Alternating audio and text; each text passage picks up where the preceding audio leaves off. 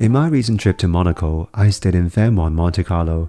Opened in 1975 when the late Princess Grace Kelly was the opening guest, it is originally managed by an American hotel chain called the Loews Hotel Group until the French hotel chain Fairmont took over in 2004. What made this hotel legendary was not only it was built along the Mediterranean coast up the famous rocks of Monaco, but what else? The legendary hairpin corner of the F1 track.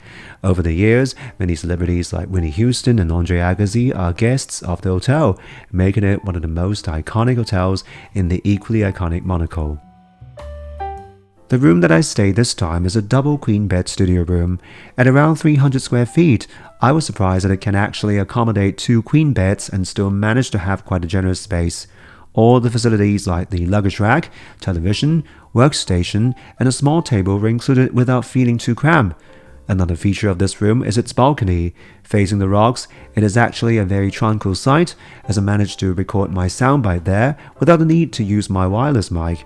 Overall, this room is really cozy despite showing its age, and for its price during the Monte Carlo Tennis Master series, the average price of £600 per night is actually quite reasonable given the notoriously expensive cost of living in Monaco.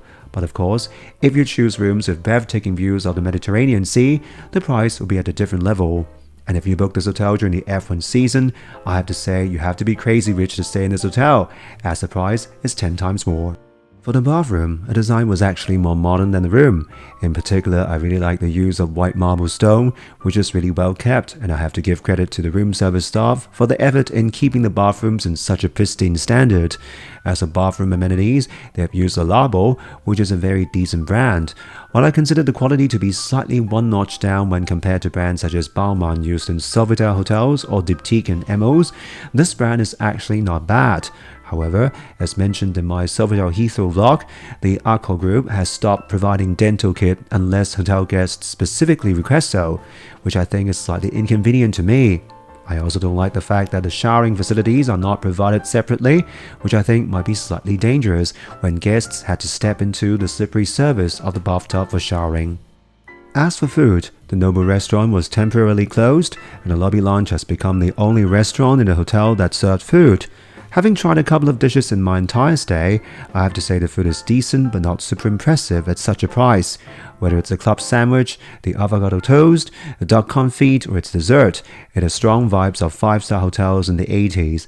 However, what I like the most for this restaurant is the overall ambience, as you can have this breathtaking sea view. While I'm really tempted to sit outside, the really hot Monaco weather and the occasionally aggressive seagull have prevented me from doing so. Overall, if you are adamant in having gourmet-style food in Monaco, there are actually quite a number of Michelin-starred restaurants in the proximity of this hotel, which you can check my travel log on Monaco. For breakfast, don't expect this buffet-style one to be comparable with the one served by the St. Regis Singapore or the Four Seasons Hong Kong that I had in 2019 and 2021 respectively. And at €42, again you have plenty of choices in the proximity of this hotel. The breakfasts they served are also better. Just look at this beautiful breakfast set at the Café de Paris, which is €10 cheaper. As for fitness facilities, the Nikki Beach has got lots of vibes of a beach party. The only catch is if you want to secure a cabana, you first have to pay a minimum of €200. You will also have to order at least €300 worth of alcohol drinks, or else you can only stay way back. Definitely not worth the price considering the Lavado Beach is just minutes away, and again, plenty more restaurants and bars that charge you 1/10 of the price. As for the gym, it was quite large with lots of facilities like the treadmill, dumbbell, Smith machine and mini strength training facilities.